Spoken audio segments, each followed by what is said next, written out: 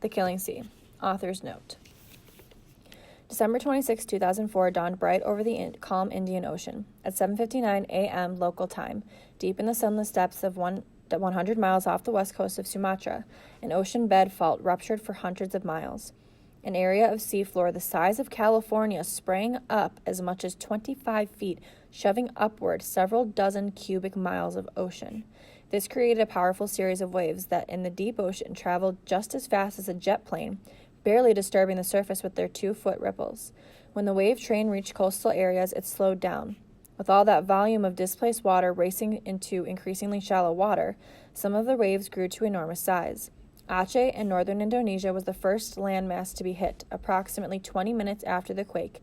It was estimated that the tallest of the waves that it struck was 100 feet high. The waves roared ashore at 20 to 30 miles an hour, with enough force to level buildings and destroy fields up to 2.5 miles inland. An Achenese fisherman 1 mile out at sea described driving his boat up the steep face of one of the monster waves, already taller than a coconut tree. The fisherman said that when the boat finally crested the wave, there was no back side. The top was flat and wide, the wave a huge block of water rushing shoreward with such speed that it generated its own wind, spinning up thick mist. The wave train reached Thailand about 2 hours later. As with Aceh, the leading trough of the wave train arrived first. The sea began to drain away from the shore, exposing reef and seabed for up to hundreds of feet. At other places, the wave crest was the first to arrive as a giant surge of water. 11 hours after the earthquake, the tsunami still had power to take lives in South Africa, 5,000 miles away from the epicenter. Pouring through continental gaps, the tsunami finally lapped gently ashore in places as far away as Brazil and Nova Scotia. The wave train battered coastlines for several hours, striking and withdrawing with up to 30 minutes between crests. Receding waves carried people and debris miles out to sea. The waves had different characteristics in different areas, depending on local topography. Several Achenese fishermen anchored off deep water reefs that nearly drained dry described the biggest wave as a gentle upwelling followed by violent currents. In Thailand, as captured in amateur video footage, the waves broke well offshore, churning into white water that swept inland.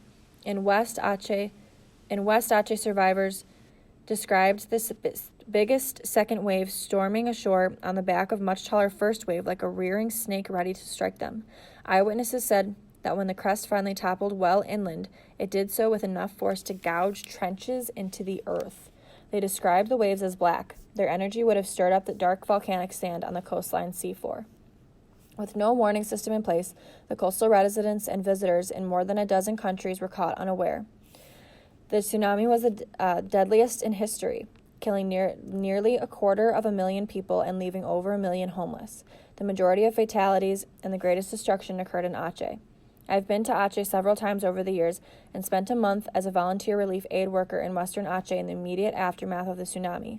While I draw on that experience and on countless conversations with survivors and refugees, and have tried to be accurate about the details of the quake and the ensuing tsunami based on survivor accounts, it should be kept in mind that this is a work of fiction and not journalism. Tiger Island is a composite of several Achenese islands, although the island's small herd of wild elephants, which are found on the Sumatran mainland, is strictly an author's imaginative touch.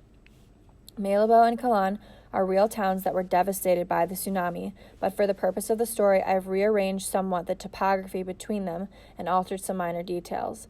The novel's community of survivors at Kalan is fictional, but draws on actual events in other towns. For the sake of the narrative, I've also shortened the time between the tsunami and the first significant arrival of aid.